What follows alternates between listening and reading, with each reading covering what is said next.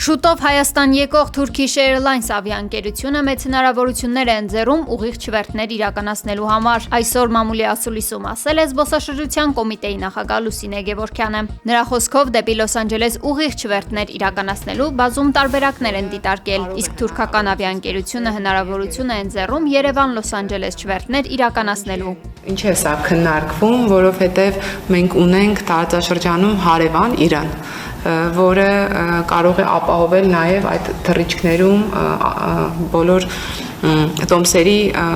օրինակ 50 կամ 40%-ը դեպի Լոս Անջելես, որտեղ իրանցիները նույնպես ունեն մեծ սփյուռք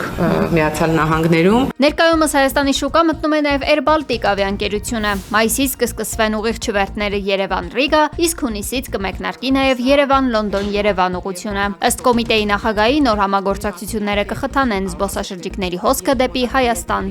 Բայց նաև մեր ուշադրության կենտրոնում է։